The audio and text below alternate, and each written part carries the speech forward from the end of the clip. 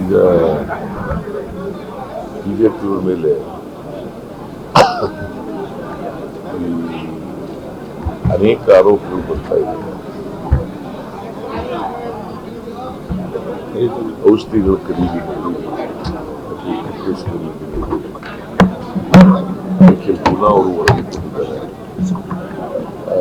ವರದಿ ಪ್ರಕಾರ ಏನಾಗಿದೆ, PPE ಕಿಟ್ ಎಲ್ಲ ಪರ್ಚೇಸ್ ಮಾಡಿ, ಏನು ಹೇಳ್ತಾರೆ, PPE ಕಿಟ್ ಪರ್ಚೇಸ್ ಮಾಡಿದ್ದಾರೆ.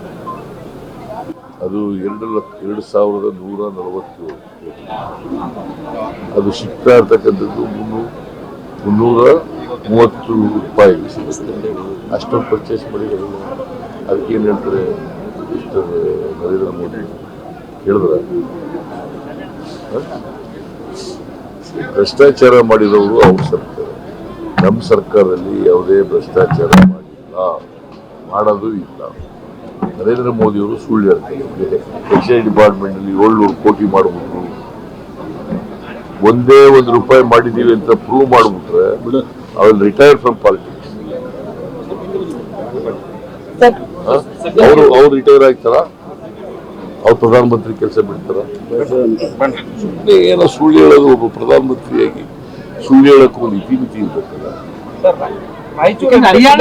ಅದನ್ನೇ ಮಾತಾಡ್ತಾರೆ ಅವರು. ಮಹಾರಾಷ್ಟ್ರ ಚುನಾವಣೆಯಲ್ಲೂ ಅದನ್ನೇ Karnataka target, Karnataka government target ಮಾಡ್ತಾರೆ. ಯಾಕಂತ ಇದು ಒಂದು ದೊಡ್ಡ ಸ್ಟೇಟ್. ಅಸೆಂಬ್ಲಿನಲ್ಲಿ 136 ಜನ ಸೋತಿದ್ದಾರೆ. ಇವರಿಬ್ರು ಸೇರ್ತಾರೆ ಈಗ ಕರ್ನಾಟಕದ ಟಾರ್ಗೆಟ್.